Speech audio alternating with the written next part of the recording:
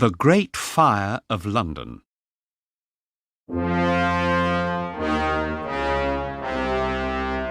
Chapter 1. It is the year 1666. London is an old city, with lots of narrow streets. A lot of people are ill because there are rats in all the streets and the houses. One evening, a baker, Thomas Farrier, and his daughter, Harriet, are making bread. It is late. We must work quickly, says Thomas. We need this bread for the king in the morning. Just then, Mary, the baker's maid, comes in. You're late, Mary, says Thomas. Sorry, Mr. Farrier, says Mary. Thomas, Harriet, and Mary make bread for 2 hours. Then, Mr. Farrier's wife, Anne, calls down to them. Time for bed, girls. She says. We're just finishing, says Harriet. Harriet and Mary go up to bed. Thomas takes the bread from the oven. Good.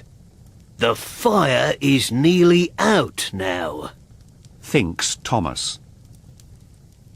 Thomas? Calls Anne. What are you doing? It's very late. Thomas goes up to bed, but he doesn't close the oven door. An hour later, the baker's shop is on fire. Wake up, girls! Wake up! Cries Anne. The house is on fire! Quick! Open the window! Says Thomas. Let's go up on the roof. Thomas jumps to the house next door. Anne and Harriet follow him. But Mary stays on the roof of the baker's shop. Jump over here! They all cry. Jump! I can't. Says Mary. I'm afraid.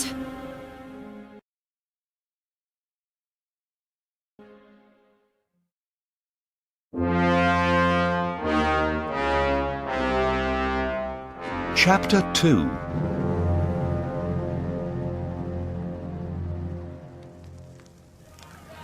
People come out of their houses. They all look up at Mary. Jump now! They cry. I can't. Says Mary. Please help me. I'm going back. Says Thomas. We can't leave her. Wait here. Don't go, Thomas. Cries Anne. Look! Now this house is on fire too! Just then, someone brings a ladder. Thomas, Anne, and Harriet quickly climb down.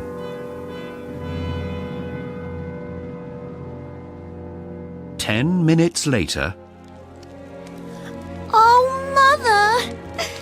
says Harriet. Poor Mary! She's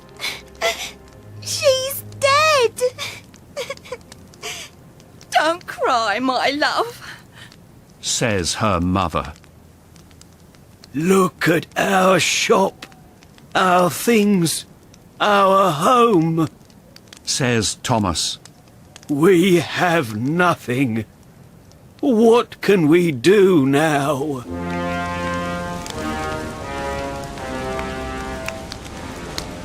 There is a strong wind, and the fire spreads quickly to more houses in Pudding Lane. Where are the firefighters? Everybody asks. Just then, 20 firefighters arrive. They begin to put water on the fire. Bring more water! They cry. We need more water now! But the fire is out of control, and soon all the houses in Pudding Lane are on fire. The people in the street begin to ask, Where is the Lord Mayor of London? He's asleep in bed. says an old man. We want the Lord Mayor! Cry the people. Go and find the Lord Mayor. He lives in Maiden Lane, Says the chief firefighter to a boy. He must come quickly. What can we do? Asks Anne. We can't stay here. Let's go down to the River Thames. Cries Thomas. Follow me!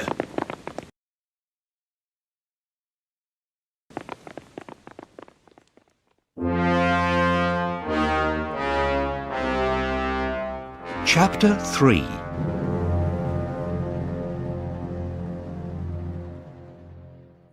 In a different part of London, Samuel Pepys is asleep in his bed.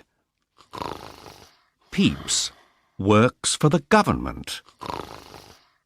At home, he writes a diary every day.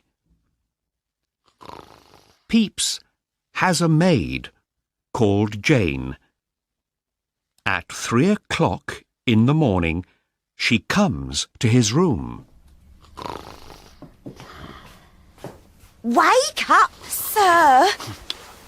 She says, There's a fire in the city. Pepys goes to the window and looks out across London. It isn't a big fire. He says to Jane, I'm going back to bed. Good night. An hour later, Jane comes back. Sir, there are more than 300 houses on fire. She cries. Pepys jumps out of bed. He quickly puts on his clothes. I must go to the Tower of London, Says Pepys. I can see everything from there. Near the tower, Pepys meets his good friend, Richard Moore. What's happening? Asks Pepys. It's very bad news. Says Moore. There's a big fire down near the river. Everybody says it's out of control. They climb up the hill to the tower. It is now 6 o'clock in the morning. Big clouds of smoke are beginning to spread across London. Bells are ringing from every church in the city. Listen to those bells. says Moore. And look, some of the houses near London Bridge are now on fire. Let's run down to the River Thames. Cries Pepys. Perhaps we can help the people there.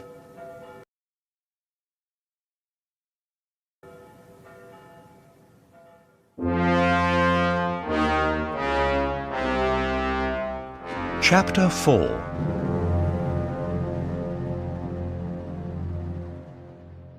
Pepys and Moore arrive at the river. Crowds of people are running down to the river bank.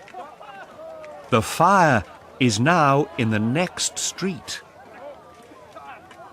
Families leave their houses with their hands full. They are carrying their things away from the fire. Everybody wants a boat on the river. Over here! Cries a young man to the people in the boats. I'm first. Says an old woman. 3 people climb quickly into one of the boats. It is the Fariner family from Pudding Lane. It's Thomas Fariner from Pudding Lane. Cries a man in the crowd. Tell us about the fire in your baker's shop. Thomas is frightened. I'm not a baker. He says, I have a flower shop in Cat Street. the Fariner family leave quickly and go down the river in the boat. Pepys and Moore walk nearer to the fire. There are clouds of smoke, and thousands of rats are in the streets. They are running from the burning houses.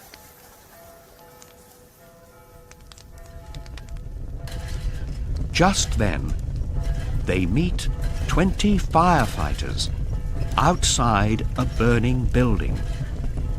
They are putting water on the fire, but it is spreading quickly. Can you stop the fire? Pepys asks the chief firefighter. It's no good. He answers, There's nothing we can do. But you must blow up the buildings in front of the fire. says Pepys. Then it can't spread to different parts of the city. But we need to ask Thomas Bloodworth, the Lord Mayor. Says the chief firefighter. Where is he? Asks Pepys. Nobody knows. He answers, What can we do? shouts Moore. We must speak to the king. Says Pepys. Come on! Let's find a boat. We can go up the river to Whitehall Palace. Perhaps we can speak to the king there. Pepys and Moore go quickly up the River Thames. It is 11 o'clock in the morning, but the sky is black with clouds of smoke. The wind is stronger, and many streets are now on fire. The houses on London Bridge are burning fast, and people are jumping into the river.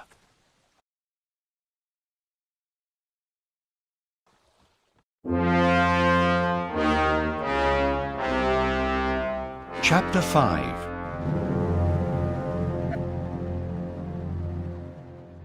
They arrive at the Palace of Whitehall. We're here to see the king. Says Pepys at the front door. What's your name? Asks the guard. Samuel Pepys. Wait here, sir. Says the guard. A crowd of men is standing outside the door. They are all talking excitedly. "We must wait for rain," says one old man. No, we must bring more water from the river. Says a young man. But we need more firefighters to do that. Cries a third man. What do you two think? The young man calls to Pepys and Moore. Pepys walks over to the crowd of men. There is only one solution. He says, We must blow up the buildings in front of the fire. Suddenly, everybody goes quiet. Blow up the buildings in front of the fire? Says the young man. He is surprised, Yes, that's right. says Pepys. Just then, the guard cries, The king wants to see Samuel Pepys. Now Pepys is surprised. Pepys goes into the king's room. Your Majesty, this is Samuel Pepys. Says the guard. Good morning, Mr. Pepys. Says the king. I hear you have news about the fire. Is this true? Yes, Your Majesty. Says Pepys. The fire is now out of control, Your Majesty. Says Pepys. We must do something very quickly. But what? Asks the king. The firefighters must blow up the houses in front of the fire. Says Pepys. Yes, Cries the king. that's the solution. We must blow up the houses. Then the fire can't spread. The king writes a letter. Give this letter to Thomas Bloodworth, the Lord Mayor. He says. Nobody can find him. Says Pepys. You must find him. Says the king. Take one of my coaches. Go quickly back to the fire and find the Lord Mayor. Says the king. Pepys and Moore go outside at once and jump into the king's coach. Pepys is carrying the king's letter. They drive madly through the narrow streets. Faster! Faster! Calls Pepys to the coach driver.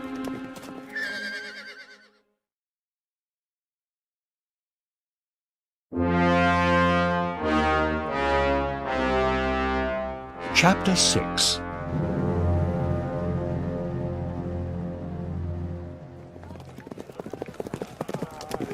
In the end, Pepys finds the Lord Mayor. Here you are. Pepys cries angrily. Everybody is looking for you. Hello, Pepys. Says the Lord Mayor. I'm very tired. I must sit down. Here is a letter from the king. Says Peeps. You must blow up the buildings in front of the fire. I know. Says the Lord Mayor. I want to pull down houses near the fire, but nobody listens to me. People don't want to lose their homes. Just then, some of the king's soldiers arrive. Lord Mayor, we are here to blow up houses. Says one of the soldiers. Yes. Says the Lord Mayor. Good luck. I'm going home now. I'm tired and dirty, and I want to change my clothes. But, Lord Mayor, wait! Call the soldiers. Goodbye. Says the Lord Mayor.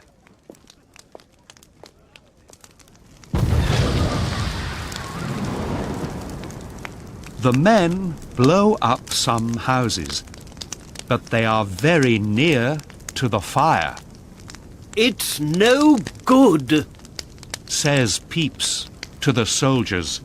You must blow up buildings 1 street away from the fire.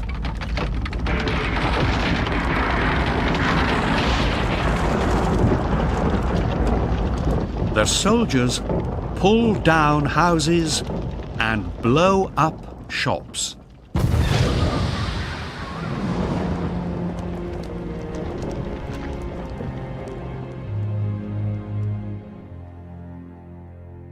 It is now 9 o'clock on Sunday evening.